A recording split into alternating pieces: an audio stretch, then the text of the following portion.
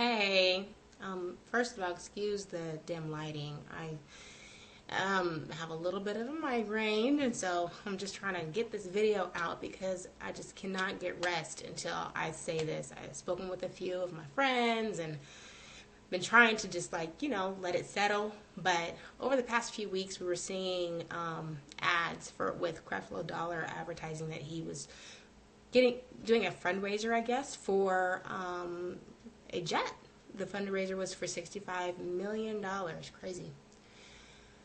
So that in itself is kind of comical. But when you look at it a little bit deeper, it's weighing so heavily, on my spirit, and my shoulders and my mind. It's just a lot, and I can't seem to stop thinking about it. So I just wanted to kind of put it out there, I guess.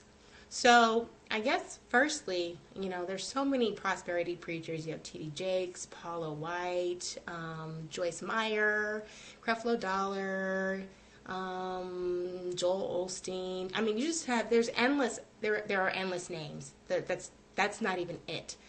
Then you have some of the not quite mega church prosperity preachers that, just kind of talk a lot about tithes and offering. And when you really look at the word that they speak from, they use the Bible as their text.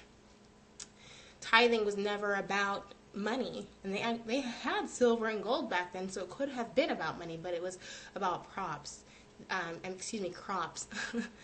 They were supposed to, have their crops and put it in a storehouse, and they would have a huge festival for the needy at the end of the day. That's what it was about. It's in Genesis, and it's also in Malachi. But anyway, so when it talks about opening the windows of heaven with a blessing bigger than you have room enough to receive, that's the rain and the bountiful harvest, you got to read it logically. But anyway, the point of that is where a lot of these preachers, whether it's intentional or not, I don't think it's always intentional. I think that a lot of the time it's just that it's what they've been taught and they believe it, they trust in it, and they stand on it. But a lot of the time they're teaching these things and they're using people. It's no longer a soul that they're trying to save, but it's a dollar sign that they're trying to get to accomplish the next thing. They're so caught up in the busyness of their ministry and the busyness of, their pastor and wife appreciation, the choir appreciation, the church anniversary, this, that, and the other, that they forget about what it's really about, because it's not about any of that. And so you're asking people who can barely feed their kids, let's not get so extreme.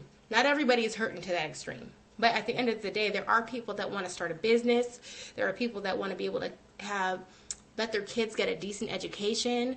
There are people that want to be able to have a reliable transportation or be able to take just as many vacations as you have. There are certain things that are not afforded to those members that you're begging for money from. So my challenge is, and I don't even know if it's going to get to anybody that I want it to get to, but to all you preachers that are comfortable and have a surplus, why not downgrade and help those that you're begging for money from? Why not help that mother that is struggling to feed her kids, that father that's struggling to feed his family? Why not help that young couple that wants to start that business, or that fresh out of college young person that wants to start his own business? Why not help somebody have reliable transportation? Why not help somebody get food in their house? Why not help somebody give their child a decent education who wouldn't be able to go to college any other way, without having to apply for a grant, without having to apply through these bureaucratic levels that are in the church? Why not give back to your church? You're constantly talking about giving and being charitable, but you're not. You're constantly talking about the next big crusade across to Jerusalem or Israel or whatever it is that you're doing. But the people that you are using to get you there are struggling and hurting, and you're not taking the time to really help them find their true purpose. You just let them sit there and cater to what you are telling them is your purpose. At the end of the day, there are people sitting in these congregations that have no idea what God has brought them there for, and they've been in your congregation for 20 plus years. supporting you and seeing your kids off to college and making sure your business is thriving, because I guarantee you half of you thinks this is a spiritual journey and the other half of you understands that church is a business. Church is a business.